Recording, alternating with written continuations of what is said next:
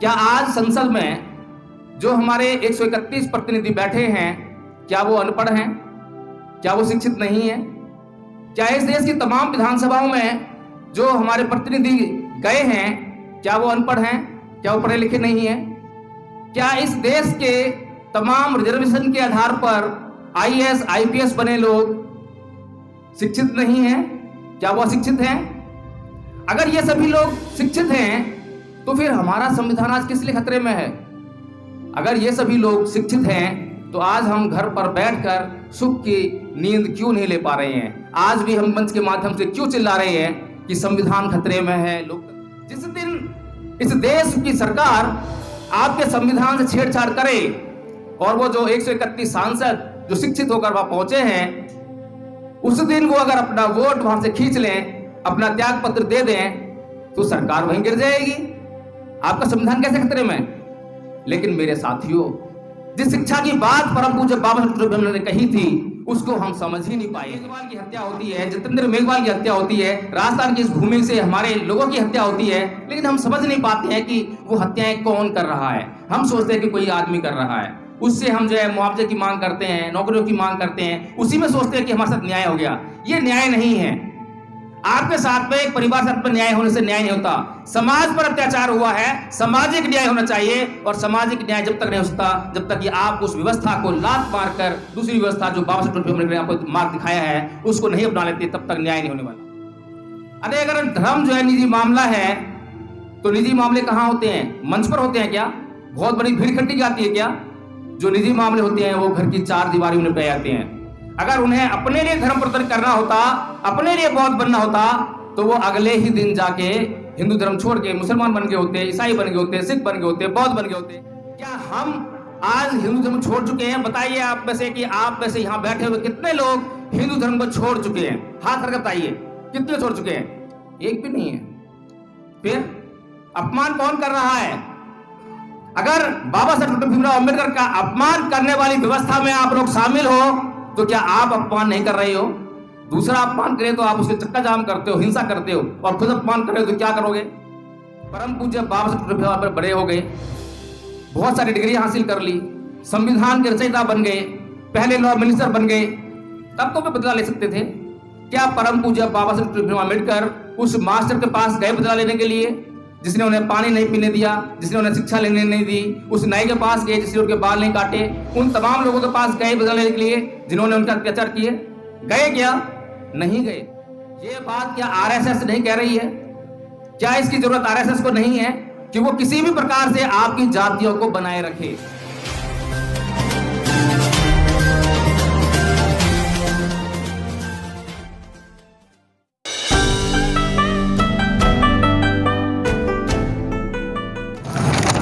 बोलने की जो तैयारी थी वो तो खैर घंटों की थी, लेकिन मुझे आपकी पीड़ा का एहसास है, क्योंकि कभी मैं भी वहाँ बैठ कर सुना करता था, और जब वक्ता बहुत देर तक बोला करते थे तो सुनने की जो वो थी कैपेसिटी जो ख़त्म हुआ करती थी। इसलिए अधिक नहीं बोलूँगा, बहुत संक्षेप में बात करूँगा और काम की बात करूँगा। सबसे पहले तो मैं ये जानना चाहूँगा कि हम यहाँ पर जो आकर आज परम पूज्य बाबा साहब डॉक्टर भीमराव अम्बेडकर की जयंती मना रहे हैं, क्या वास्तव में पूरी सच्चाई और ईमानदारी से मना रहे हैं, या सिर्फ एक खाना पूर्ति के लिए हम यहाँ पर इकट्ठा हुए हैं? जैसा कि मुझसे पूर्व नीलम बौद्ध जी ने आपको यह सब बात बताने की कोशिश की कि बाबा साहब डॉक्टर भीमराव अम्बेडकर ने कहा है कि मेरी जय जयकार मत करना, मेरे बताए हुए मार्ग पर चलना। दोनों बातें हैं। आज जय जयकार करने वाले तो बहुत लोग हैं, और जय जयकार करने वाले लोगों की संख्या बहुत भारी मात्रा में है, इसीलिए हमारा समाज आज आगे नहीं बढ़ पा रहा है।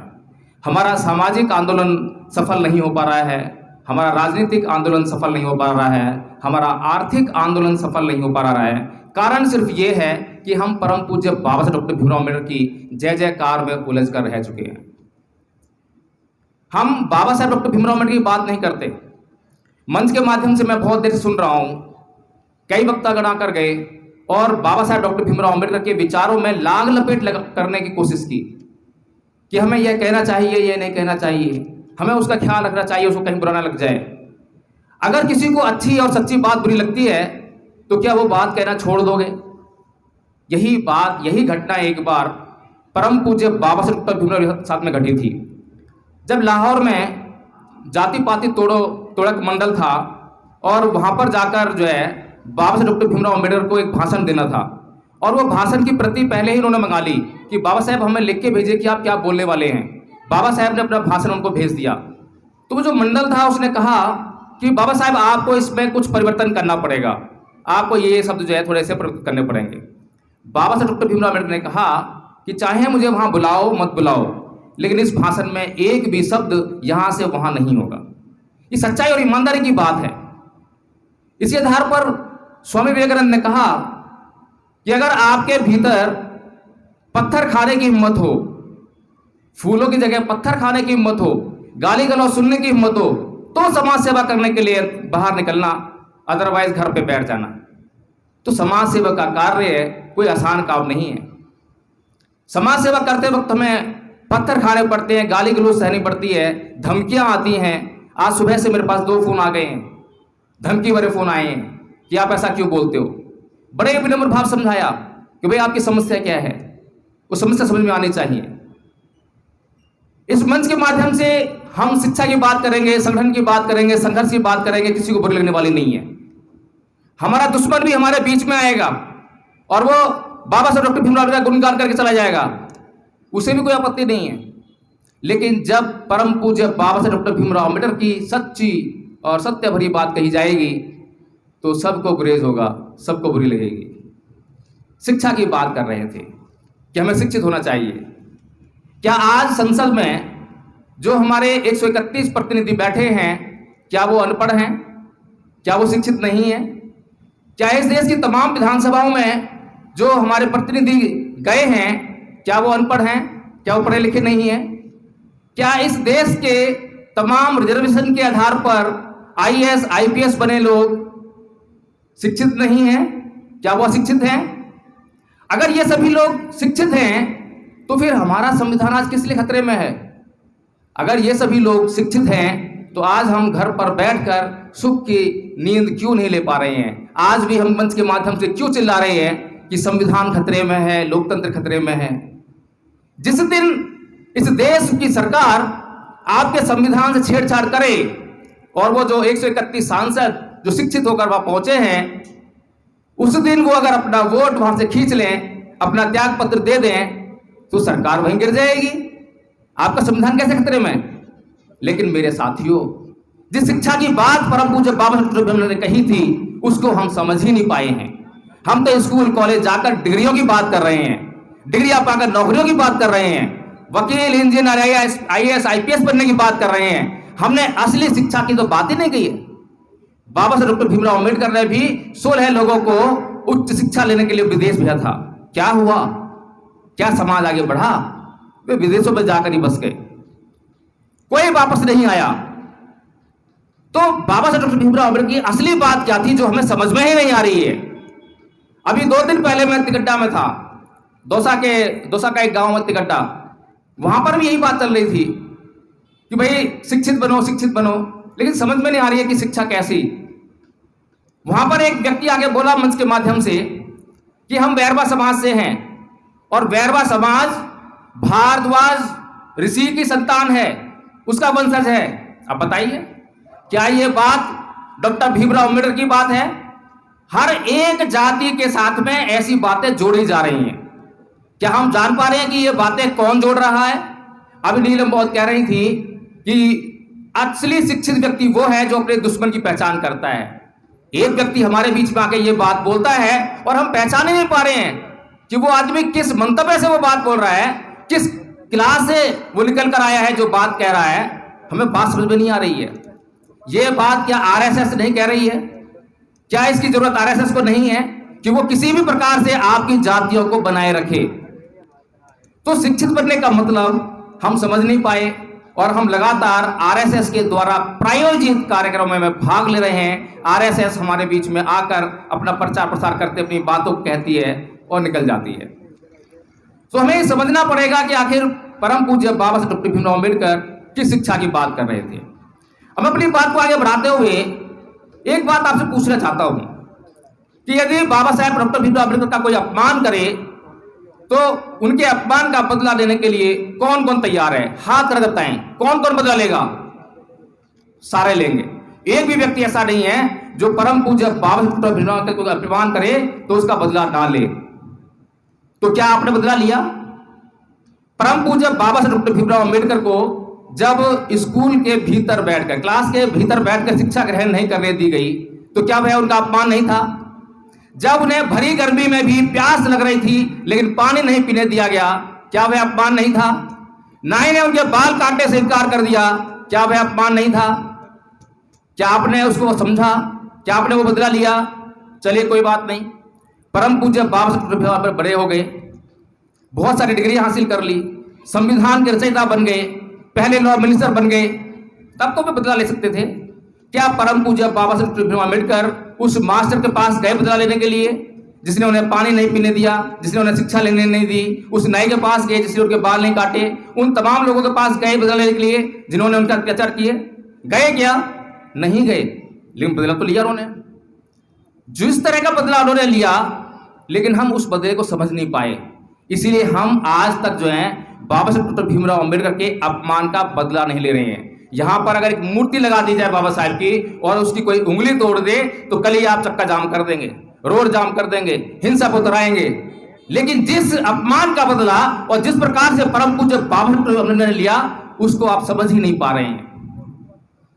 बाबा साहेब डॉक्टर भीमराव अम्बेडकर के ऊपर बचपन से अत्याचार हो रहे थे, तो 1935 में उन्होंने एक घोषणा की कि मेरे ऊपर जो अत्याचार हुए हैं वह किसी व्यक्ति ने नहीं किए हैं। अगर मैं उस मास्टर से पूछ के आऊं कि तुमने क्लास पे बैठकर पढ़ने क्यों नहीं दिया, तूने मुझे पानी क्यों नहीं पीने दिया, उस नाई से पूछूं कि उसने मेरे बाल क्यों नहीं काटे हैं, तो वो क्या कहेगा? वो ये नहीं कहेगा कि मैंने नहीं काटे या मैंने नहीं पढ़ने दिया, तो वो कहेंगे कि हमारे धर्म शास्त्र, हमारा धर्म इस बात की इजाजत नहीं देता है कि तुम्हारे बाल काटे जाएं, तुम्हें पढ़ने दिया जाए, तुम्हें पानी पीने दिया जाए। तो परम पूज्य बाबा साहेब अम्बेडकर इस बात को अच्छी तरह समझ गए कि समस्या कहां पर है। समस्या उन दो चार लोगों में नहीं है, समस्या तो एक व्यवस्था में है, उस व्यवस्था को छोड़ना पड़ेगा। इसीलिए परम पूज्य बाबा साहेब अम्बेडकर ने सन 1935 को येवला की भूमि से यह घोषणा की कि मैं हिंदू धर्म में पैदा हुआ, यह मेरे बस की बात नहीं थी, लेकिन मैं हिंदू मरूंगा नहीं। यह व्यवस्था की बात थी, यह अपमान की बात थी। क्या हम समझ पाए? क्या हमने छोड़ा? क्या हम आज हिंदू धर्म छोड़ चुके हैं? बताइए आप में से कि आप में से यहां बैठे हुए कितने लोग हिंदू धर्म को छोड़ चुके हैं? हाथ रख बताइए, कितने छोड़ चुके हैं? एक भी नहीं है। फिर अपमान कौन कर रहा है? अगर बाबा साहेब डॉक्टर भीमराव अम्बेडकर का अपमान करने वाली व्यवस्था में आप लोग शामिल हो तो क्या आप अपमान नहीं कर रहे हो?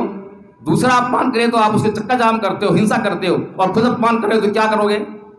खुद क्यों नहीं सोचते कि कैसे अपमान कर रहे हो आप? जो है जिस दिन आप हिंदू धर्म को छोड़कर, बाबा साहेब डॉक्टर भीमराव का कथन है, मेरा कथन नहीं है, मेरा कथन नहीं है ये मैं नहीं कह रहा कि हिंदू धर्म छोड़ो, बाबा साहेब ने कहा था, इसीलिए मैं यहां पे कह रहा हूं। अगर मैं ये बात कह रहा होता यहां मंच के माध्यम से तो कल ही मेरे ऊपर एफआईआर हो जाती, लेकिन मेरे ऊपर अगर एफआईआर नहीं हो सकती है तो उसका एक बात कारण यह है कि ये बात बाबा साहेब डॉक्टर भीमराव अम्बेडकर ने कही और ये इतिहास में दर्ज है।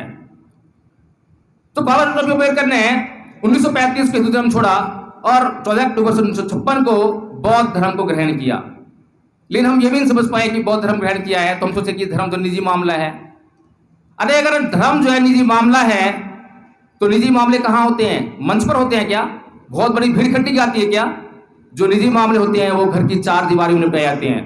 अगर उन्हें अपने लिए धर्म प्रवर्तन करना होता, अपने लिए बौद्ध बनना होता, तो वो अगले ही दिन जाके हिंदू धर्म छोड़ के मुसलमान बन गए होते, ईसाई बन गए होते, सिख बन गए होते, बौद्ध बन गए होते। लेकिन घोषणा 1935 पे कर रहे हैं और 21 साल बाद जो है 1956 को बौद्ध धर्म ग्रहण कर रहे हैं। इसके पीछे बहुत बड़ा कारण है। इसके पीछे कारण यह है कि उनको बौद्ध बनने की आवश्यकता नहीं थी। बताइए मुझे 1956 तक कौन सा ऐसा काम रहा था जो वो नहीं कर पाए थे? संविधान लिखा जा चुका था, हिंदू कोड भी उन्होंने लिख दिया था और तमाम सारे कार्य संपन्न हो चुके थे। सारे कार्य उन्होंने धर्म परिवर्तन के बिना ही किए थे, अपने लिए धर्म परिवर्तन नहीं किया। अपने लिए उन्होंने जब बौद्ध धर्म नहीं अपनाया, बौद्ध धर्म अपनाया इस समाज के लिए। उनको पता था कि मैं कल को नहीं रहने वाला, मेरी आयु उतनी लंबी नहीं है, मैं अमर नहीं हूं। इसीलिए उन्होंने जो अपने समाज को एक मार्ग दिखाते हुए वो व्यवस्था दी, उस धम्म का मार्ग दिया जिस धम्म के मार्ग पर चलकर वे अपनी सारी समस्याओं का हल कर सकते हैं। समय सीमा है, मैंने पहले कहा था कि बहुत लंबा बोलने आने वाला था, लेकिन बहुत लेट मौका मिला है और मुझे अब सभी का ख्याल है, तो मैं आप लोगों से केवल यही उम्मीद करूंगा। बहुत निराशा मिली है मुझे यहाँ पर, वास्तव निराशा मिली है। तिगड्डा में गया था तो कम से कम आधे हाथ उठे हुए थे जिन्होंने कहा था कि हम हिंदू धर्म छोड़ चुके हैं, बौद्ध धर्म अपना चुके हैं, लेकिन यहाँ पर अभी भी आप उसी व्यवस्था का हिस्सा बने हुए हैं। जी आप दिखाई दे रहे हैं, मुझे बहुत अच्छा लगा। अभी भी हम उसी व्यवस्था का हिस्सा बने हुए हैं। इंद्र मेघवाल की हत्या होती है, जितेंद्र मेघवाल की हत्या होती है, राजस्थान की इस भूमि से हमारे लोगों की हत्या होती है, लेकिन हम समझ नहीं पाते हैं कि वो हत्याएं कौन कर रहा है। हम सोचते हैं कि कोई आदमी कर रहा है, उससे हम जो है मुआवजे की मांग करते हैं, नौकरियों की मांग करते हैं, उसी में सोचते हैं कि हमारे साथ न्याय हो गया। ये न्याय नहीं है। आपके साथ में, एक परिवार साथ में न्याय होने से न्याय नहीं होता। समाज पर अत्याचार हुआ है, सामाजिक न्याय होना चाहिए, और सामाजिक न्याय जब तक नहीं हो सकता जब तक कि आप उस व्यवस्था को लात मारकर दूसरी व्यवस्था जो बाबा साहब अम्बेडकर ने आपको मार्ग दिखाया है उसको नहीं अपना लेते, तब तक न्याय नहीं होने वाला। तो समाज की आप सोचिए, आप अपने मत सोचिए कि मेरे साथ न्याय हुआ है तो मेरे साथ अन्याय हुआ है तो मैं उसके साथ कैसे न्याय करूं। आप समाज के बारे में सोचिए। तो ये नहीं बात साहब, अपनी बात समाप्त करूंगा। जय भीम, नमो बुद्धाय। जोरदार तालियों से स्वागत